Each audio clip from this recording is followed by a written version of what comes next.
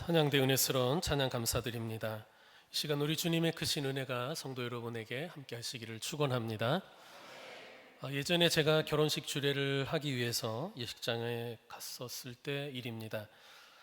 예식 전에 신랑을 만나서 얘기를 나누고 있는데 뒤에서 누군가 제 엉덩이를 콱 만지는 겁니다. 너무 놀라고 당황스러워서 뒤돌아보니까 모르는 사람이에요. 하긴 아는 사람이었으면 더 이상한 일이었겠죠. 알고 보니까 신랑의 친구인데 또 그 결혼식의 사회자더라고요. 저에게 죄송하다고 자기 후배인 줄 알고 착각하고 그랬다는 거예요. 제가 주례라고 하니까 더 당황스러워하죠. 그래서 제가 웃으면서 괜찮다고, 나를 젊게 봐줘서 고맙다고 말해 주었습니다. 성도 여러분, 오늘은 이렇게 인사해 보겠습니다. 오늘 젊어 보이십니다. 서로 인사 나누세요.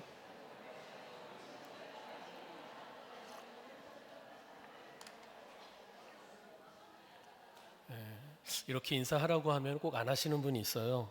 난 거짓말 못해 라고 하면서 안 하는 거죠. 그럼 진실이 담긴 인사를 해보죠. 하나님은 당신을 사랑하십니다.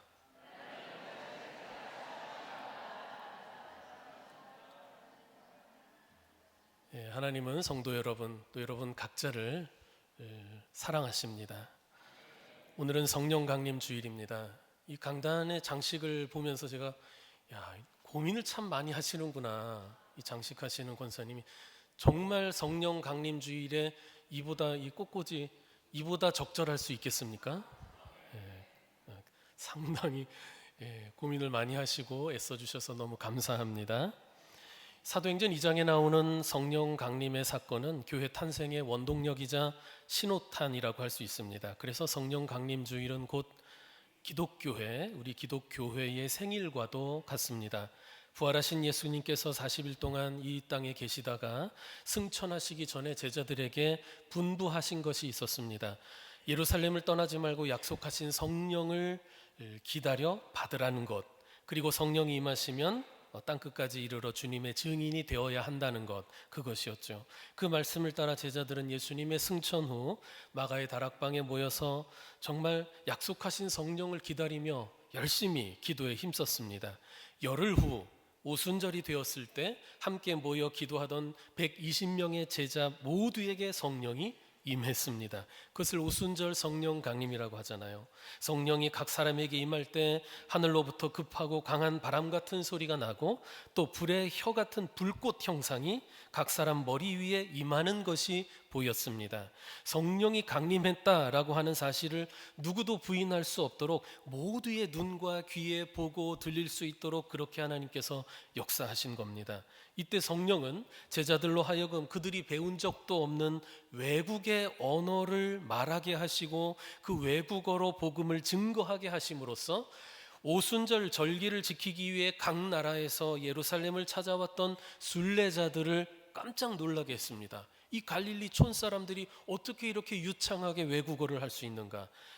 그런데 이렇게 방언을 하게 하심은 장차 그리스도의 복음이 모든 언어의 장벽을 뛰어넘어서 온 세상에 이 복음이 전파될 것임을 미리 이렇게 보여주신 사건인 것이죠. 오순절 성령 강림은 이렇게 교회의 탄생과 출발의 원동력, 또 신호탄이었습니다. 성령 충만을 받은 제자들이 담대하게 복음을 증거하여 예루살렘의 교회가 세워지고 사마리아 그리고 유대 그리고 이방 세계에도 복음이 전해지고 교회가 세워지게 되었죠. 성경은 이렇게 복음이 전해지고 교회가 세워지는 모든 일들이 성령의 역사였다라고 가르쳐 줍니다. 물론 그 과정에서 많은 사도들과 또 초대교회 성도들이 주님의 도구로 복음 전파의 도구로 쓰임을 받았지만 사실은 성령께서 주도하신 일이었다라고 하는 것을 성경은 증거하고 있는 것입니다. 미국 샌프란시스코만에 있는 아름다운 다리 금문교 1937년에 만들어졌습니다. 그런데 이 아름다운 다리가 건설되는 그 중간에는 그 도중에 많은 그 건설 인부가 죽었다고 해요. 왜냐하면 다리가 워낙 길고 또 높은 데다가 바람이 거세고 그 밑에 흐르는 물살은 아주 급하게 급류가 흐르고 있었기 때문에 공사 중에 인부들이 추락해서 물에 빠져 죽는 사고가 자주 일어났던 거예요. 사고를 줄이기 위한 논의 끝에 건설 중인 그 다리 밑에 그물망을 설치하기로 했습니다. 추락하더라도 물에 빠져 죽는 것을 막기 위해서였죠. 그리고 실제 다리 밑에 그물망을 설치한 후로는 물에 빠져 죽는 사고가 일어나지 않았답니다. 신기한 것은 그물을 설치하고 나서는 인부들이 그 그물망으로 추락하는 일도 거의 일어나지 않았다는 거예요. 왜 그럴까요? 설령 다리에서 추락해도 아래 그물망이 있어서 나는 빠져 죽지 않는다라는 그런 믿음이 인부들로 하여금 안심하게 하고 자신 있게 일할 수 있도록 만들어 주었기 때문이죠. 그물망을 설치하기 전에는 어떤 마음이겠습니까? 내가 여기서 일하다 떨어지면 죽는다라고 하는 공포와 불안이 있고, 그것이 오히려 몸을 경직되게 하고 그로 인해 추락하는 사고가 많았던 거예요. 여러분, 우리의 인생도 그런 것 같습니다. 내가 인생에서 추락하더라도 나를 받쳐줄 안전망이 있고 그에 대한 믿음이 있다면 불안과 두려움을 우리가 이겨내고 담대하게 살아갈 수 있지 않겠습니까? 하지만 나에게는 그런 안전망이 없다고 생각하는 사람은 늘 내가 떨어지면, 추락하면 끝이라는 불안과 공포에 시달리며 살 수밖에 없을 거예요. 그래서 사람들이 열심히 그 인생의 안전망을 만들어 놓으려고 하는 것 아닙니까? 그렇게 열심히 일하는 거죠. 돈을 모아 놓으려는 것도 그거고, 연금이나 보험을 들어놓는 것도 그렇습니다. 인맥을 잘 쌓고 관리하는 것도 그렇죠. 불안과 공포를 없애려고 하는 자기 나름의, 인생 나름의 방법일 것입니다. 그리고 이 같은 일을 국가나 사회 공동체가 책임 있게 해주면 좋은 사회 안전망이 설치되는 것이고, 그럴 때 그런 나라를 복지국가, 또 복지사회라고 하는 것 아니겠습니까? 인생이 힘들고 어려울 때 내 편이 되어주고 또 나를 도와주고 안전망이 되어서 내가 추락하더라도 나를 안전하게 받쳐주는 그런 친구가 있으면 얼마나 좋을까요? 여러분에게 그런 친구 있습니까? 성경에서 그런 친구를 나타내는 말이 있는데 바로 보혜사라고 하는 말입니다. 보혜사라고 하는 말은 헬라어 파라클레토스를 번역한 것인데요, 바로 그런 친구를 말하는 거예요. 내가 추락하더라도 받쳐줄 수 있는 그런 안전망 같은 친구. 이 파라클레토스라고 하는 말은 옛날 그리스의 법정 용어인데 변호인을 가리키는 말이죠. 당시 변호인들은 요즘의 변호사처럼 많은 수임료를 받고 일하는 법률 전문가가 아니라 대부분이 피고인의 친구들이었습니다. 그러니까 친구를 살리기 위해, 친구를 구하기 위해서 변호해 주는 사람이었죠. 때로는 죄인을 변호하다가 함께 죄인으로 몰리는 경우도 있었습니다. 그래서 보혜사는 자기 희생을 각오하고 친구를 위해 곁에서 변호해 주고 또 친구를 위로해 주고 힘이 되어 주는 그런 존재를 말하는 거예요. 여러분, 예수님께서 이 땅에서 사역하실 때, 이 땅에 계실 때 예수님께서 제자들의 보혜사가 되어 주셨습니다. 그렇잖아요. 제자들은 예수님이 곁에 있어서 안전망과 같았어요. 그런데 예수님께서 죄인들을 위해 십자가를 지신 후 부활 승천하시면 누가 이 제자들의 또 이후 성도들의 보혜사가 되어준단 말입니까? 그래서 예수께서는 십자가를 지시기 전 제자들에게 그리고 우리 성도들에게 장차 또 다른 보혜사를 보내주시겠다 약속하신 거예요. 그 보혜사가 누구예요? 눈치껏 대답하셔야 돼요. 그 보혜사가 누구예요? 예, 성령이시죠. 예수님께서 우리에게 보내주신 보혜사. 오순절 성령 강림 이후에 보혜사 성령은 예수 그리스도를 믿는 모든 성도 안에 거하시면서 그 보혜사의 역할을 하시는 겁니다. 전에도 말씀드렸지만 믿는 자 안에는 성령이 거하십니다. 성령이 아니고서는 믿음을 우리가 가질 수 없기 때문이죠.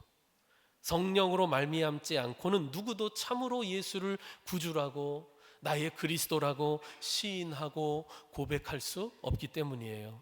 고린도전서 12장 3절에 이렇게 말씀했죠. 성령으로 아니하고는 누구든지 예수를 주시라 할 수 없느니라.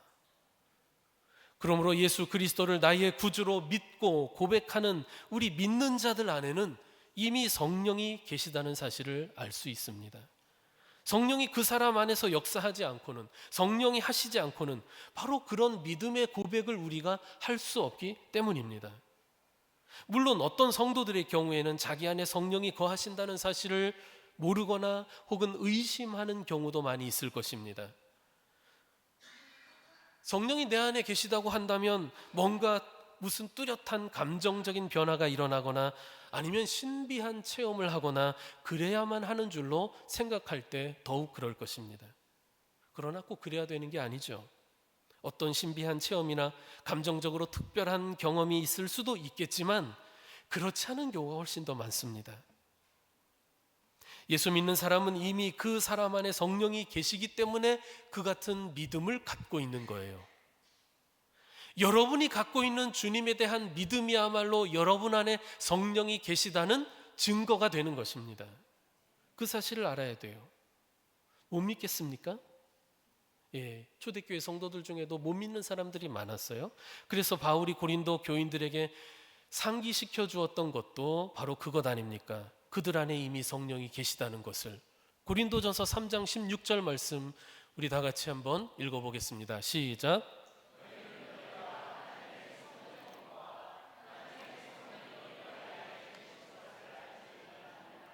아멘. 예수를 나의 구주로 그리스도로 고백하면서도 내 안에 성령이 계시는 줄 모르고 있는 이 성도들에게 사도 바울이 이야기하는 거예요. 여러분 안에 이미 성령이 계시다는 것을 왜 모르십니까? 그 성령이 계시기 때문에 여러분이 예수를 그리스도라 고백하는 것 아닙니까? 이렇게 이야기해 주는 거예요. 성령은 우리가 구원받는 일의 처음부터 끝까지 전 과정에서 주도적으로 일하시는 분입니다. 예수 그리스도께서 십자가에서 이루신 그 구원의 사역을 각 사람들에게 적용시켜 주시고 각 사람에게 효력 있게 하시는 분이 바로 성령이신 거예요. 사람이 구원에 이르는 믿음을 갖도록 역사하고 구원받은 자들이 하나님의 뜻대로 살아갈 수 있도록 가르쳐 주시고 인도해 주시고 때로는 질책하시는 겁니다. 그래서 성도의 삶에서 하나님이 기뻐하시는 삶의 열매들을 맺히게 하는데 그 열매를 우리는 성령의 열매라고 하는 것이죠.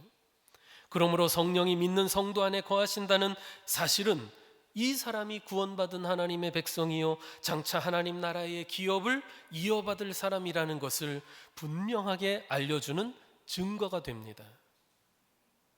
여러분이 예수 그리스도에 대한 믿음이 있다는 것이 여러분 안에 성령이 계시다는 것이고 그 성령이 곧 여러분이 장차 하나님 나라에 들어갈 사람이라는 것을 입증한다, 그 얘기입니다. 오늘 본문이 말씀하는 것도 그런 것인데 바로 성령의 인침과 보증에 대해서 말씀하는 거죠. 13절 봅시다. 그 안에서 너희도 진리의 말씀 곧 너희의 구원의 복음을 듣고 그 안에서 또한 믿어 약속의 성령으로 인치심을 받았으니. 믿는 자는 성령으로 인치심을 받았다고 말씀해요. 하나님께서 믿는 자에게 성령을 주신 것은 곧 인을 치신 것과 같다는 거예요. 인을 친다는 게 무슨 뜻입니까? 쉽게 말하면 도장을 찍는다는 것 아닙니까? 하나님께서 믿는 자에게 성령을 주셨다는 것은 우리에게 도장을 찍으신 것과 같다는 거예요. 즉 성도는 하나님께서 도장을 찍었어요. 누구로? 성령으로 도장을 찍은 사람인 거예요. 그러면 이렇게 도장을 찍었다는 것, 즉 인을 친다는 것은 어떤 의미를 갖고 있겠습니까? 인을 쳤다라고 하는 것은 이것이 진품이라는 것을 나타내는 겁니다. 진정성을 보장하는 것이고 믿을만하다는 것이죠. 계약서에 도장을 찍어야 그 계약서를 믿을만하지 않겠습니까? 집이나 토지를 사고 팔 경우 두 사람 사이에 계약서 작성하잖아요. 그리고 도장을 찍잖아요. 그 도장을 찍어야 효력이 있죠. 없으면 가짜가 아닐까 의심해 볼 만하죠. 성령으로 우리를 인치셨다라고 하는 것은 우리가 하나님의 자녀임을, 우리가 진짜라고 하는 것을 보증하는 겁니다. 우리가 하나님의 백성이라는 그 사실이 믿을 만한 진실임을 입증해 준다는 거예요. 또한 이 인침이라고 하는 것은 소유권을 의미하죠. 이것은 내 것이다 라고 하는 표시인 겁니다. 옛날에는 말이나 소 같은 동물들의 몸에 누구의 소유라고 하는 것을 나타내는 인을 쳤어요. 불로 찢었죠. 옛날에 여러분 요즘은 잘 안 하는 것 같아요. 옛날에는 서부 영화 많이 봤죠. 서부 영화 같은 데 보면은 이제 말 엉덩이에 잘 보이도록 불로 달군 낙인을 쫙 찍잖아요. 지워지지 않도록. 왜 그래요? 이 말의 소유주가 누구인지를 밝히는 거예요. 함부로 건들지 말아라 그겁니다. 다른 재산의 경우도 그랬습니다. 누군가 은행이나 보관소에 무언가를 맡겨둘 때 그것을 밀봉한 후에 그 위에다가 도장이나 인을 칩니다. 서명을 합니다. 그럼으로써 이게 누구의 소유인지를 알게 하고, 그리고 그 인을 친 사람 외에는 이거를 열 수 없는 거예요. 이것을 열 수 있는 권한이 인을 친 사람밖에는 없다. 그것을 나타낸 거예요. 이처럼 하나님께서는 성도가 당신의 소유라고 하는 것을 확인하고 나타내기 위해 성령으로 인을 치셨다는 거예요. 우리에게 성령을 주셨다는 것은 우리가 하나님의 도장을 받았다, 하나님의 소유다라고 하는 증거라는 거예요. 소나 말은 뜨거운 인두로 인을 쳤지만 하나님께서는 성령으로 우리를 인치신 것입니다. 우리 믿는 자들은 하나님의 소유예요. 그것을 분명하게 표시해 주는 분이 바로 우리 안에 거하시는 성령이다라고 하는 것이죠. 따라해 봅니다. 나는 하나님의 소유다. 예, 따라할 때는 눈을 가급적이면 뜨고 따라해 주시기 바랍니다. 이사야 43장 1절 하반절에 보면 너는 두려워하지 말라. 내가 너를 구속하였고 내가 너를 지명하여 불렀나니 너는 내 것이라. 너는 누구 것이라? 하나님 것이라. 하나님께서 성도에게 너는 내 것이라 그 표시로 성령을 주셨다라는 거예요. 옛날 이스라엘 백성들은 자기들이 하나님의 백성임을 표시하기 위해서 그들 몸에 표시하는 할례를 행했습니다. 만일 이방인 중에 하나님을 믿고 하나님의 백성의 회중에 들어오려면 그 역시 할례를 행해야 했습니다. 구약의 할례는 하나님의 백성, 하나님의 소유라고 하는 표시였습니다. 그러나 오순절 성령 강림 이후에 성도들은 몸의 할례가 아니라 마음의 할례, 즉 성령으로 인침을 받은 거예요. 구약 시대에는 몸에다 할례를 받았다면 이제는 마음의 성령으로 인침을 받은 겁니다. 우리는 하나님의 소유입니다. 하나님은 우리에게 너는 내 것이라 말씀하실 뿐 아니라 그 증거로 성령을 주신 것입니다. 또 인치신 것은 안전을 보장한다는 의미가 있죠. 예컨대 편지를 써서 보낼 때 딱 편지를 접고 인을 쳐서 봉합니다. 그래서 보내는 거예요. 그러면 이 편지를 받는 사람 이외에는, 수신자 이외에는 아무도 편지를 볼 수 없어요. 만일 인을 찍은 부분이 파손되어 있으면, 딱 떨어져 있으면 누군가 이 편지를 뜯어본 것이 되겠죠. 우리 고대 로마 시대를 배경으로 하는 영화 같은 데 보면은 무슨 황제나 귀족들이 편지를 보내면서 커다란 인으로 편지를 탁 봉하지 않습니까? 그래서 보내는 거예요. 신약 성경 마태복음 27장에도 보면 우리 주님께서 무덤에 장사되었을 때 로마 당국자들과 유대인들은 그 무덤 입구에 돌을 굴려놓고 또 거기에 인을 쳐서 봉했습니다. 혹시나 제자들이 예수님의 시신을 훔쳐가지 않을까 해서였죠. 하나님께서 그리스도인에게 성령으로 인치신 것은 바로 이렇게 하나님의 보호를 받는다, 누구도 건드릴 수 없다라고 하는 표시예요. 즉 우리의 구원이 안전하게 보호될 것임을 보장한 겁니다. 우리의 구원을 누구도 빼앗거나 훼손시킬 수 없다는 것을 보여주시는 거죠. 하나님이 보장하시는 구원이라는 거예요. 그래서 요한복음 10장 28절 29절에 보면 예수님께서 이렇게 말씀해 주셨습니다. 내가 그들에게 영생을 주노니 영원히 멸망하지 아니할 것이요 또 그들을 내 손에서 빼앗을 자가 없느니라. 그들을 주신 내 아버지는 만물보다 크심에 아무도 아버지 손에서 빼앗을 수 없느니라.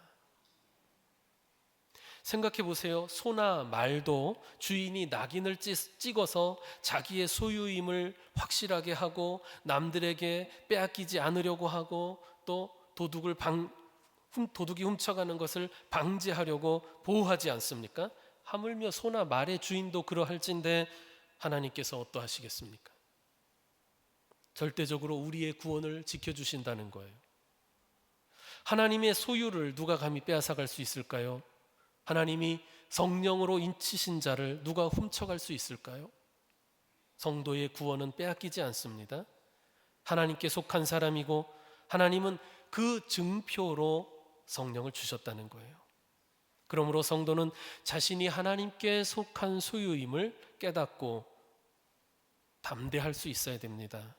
세상을 두려워하거나 불안해하지 말고 하나님을 의지하십시오. 여러분, 우리는 세상에 살면서 많은 아픔과 고통과 또 힘겨운 문제들을 만나게 됩니다. 그러나 그럴 때마다 하나님께 나아가 호소할 수 있습니다. 하나님의 돌보심과 능력을 요청할 수 있지요. 왜냐하면 성도는 하나님께 속한 사람이기 때문에 그렇습니다. 여러분은 여러분의 자녀가 여러분에게 호소할 때 그 소리를 들어주지 않습니까? 만일 나랑 상관없는 사람이 나한테 와서 호소하면 저 사람이 왜 저러지? 그럴 겁니다. 양치는 목동도 자기 양의 아픔과 고통을 살피거늘 하나님이 당신의 백성들을 외면하시겠습니까? 우리가 너무 약해져서 하나님께 호소할 힘조차 없을 때라도 하나님은 우리 안에 거하시는 성령을 통해 우리의 호소를 들으시는 것입니다. 로마서 8장 26절에 말씀했습니다. 우리 다 같이 읽어보겠습니다. 시작.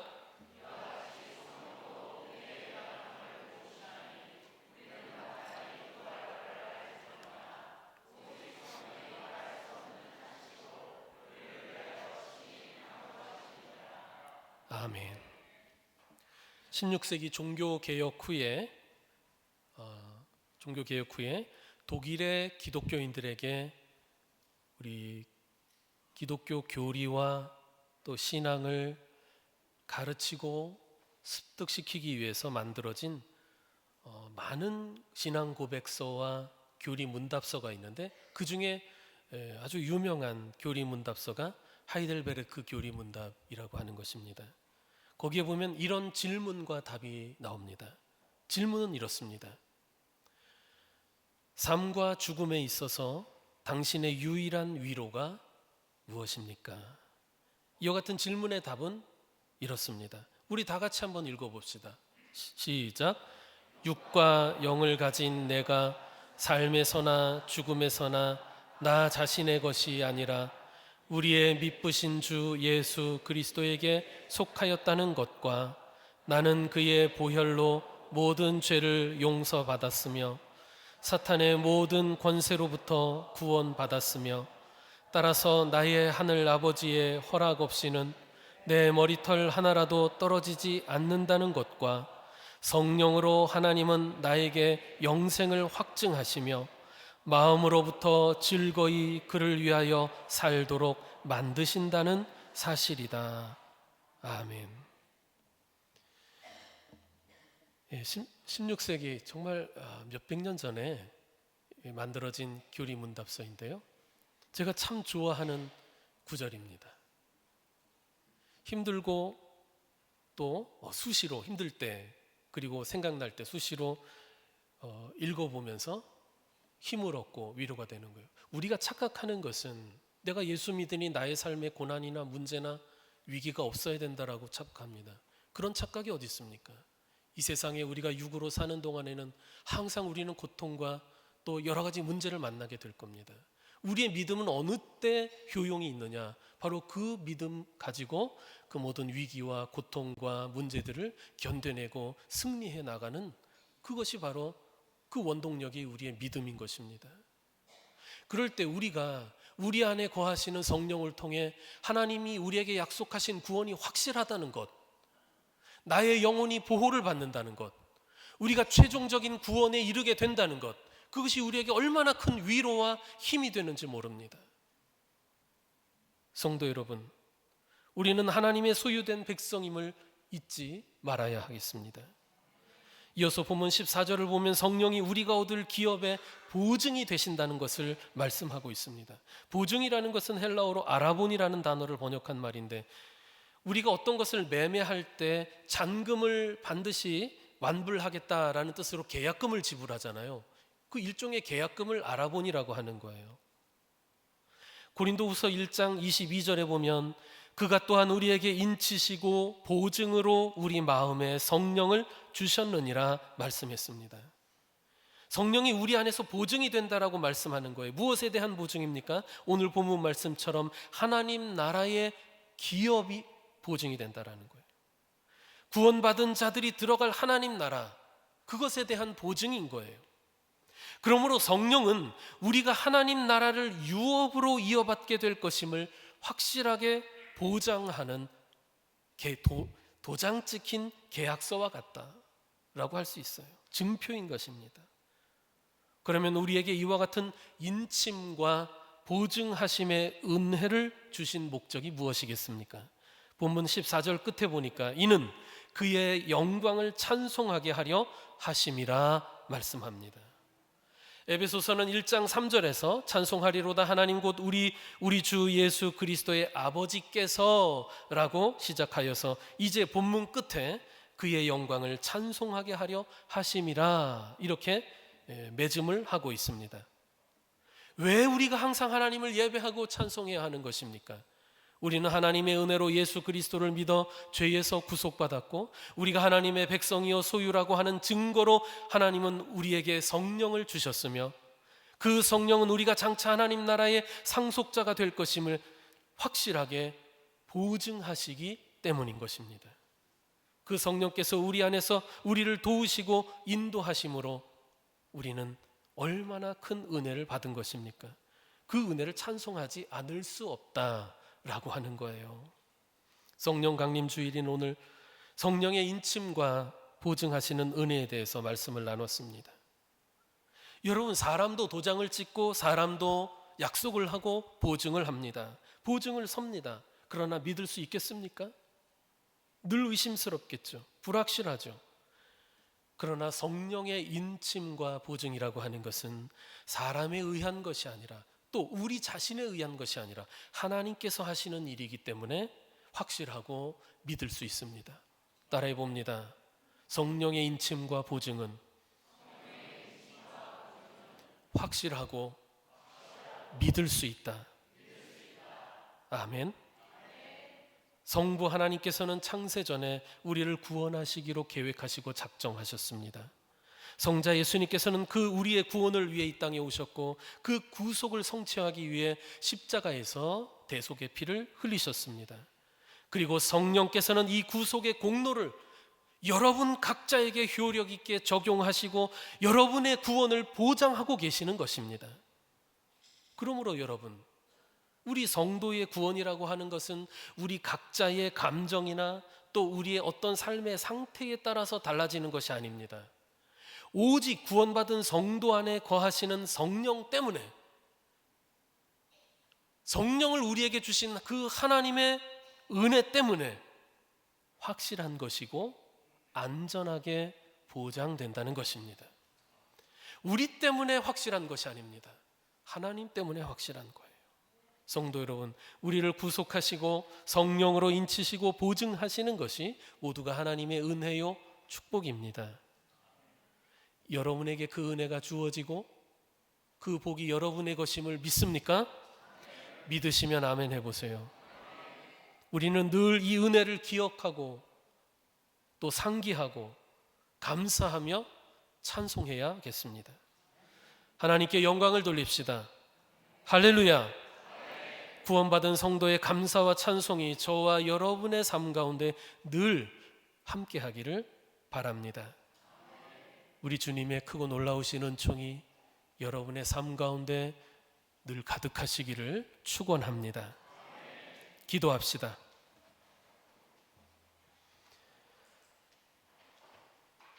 믿는 자를 성령으로 인치시고 보증하신 하나님 은혜에 감사와 찬송을 드립니다. 우리가 주를 믿고 하나님의 자녀된 것 우리의 공로 아니요 오직 우리에게 성령을 주시어 구원으로 인도하신 하나님의 은혜임을 고백합니다. 이제 우리가 주의 자녀답게 믿음으로 담대하게 살 수 있도록 주님의 말씀에 순종하며 주님을 기쁘시게 할 수 있도록 주여 우리를 우리 안에 있는 성령을 통해 충만하게 하옵소서. 성령 충만하게 하옵소서. 예수님의 이름으로 기도드리옵나이다. 아멘.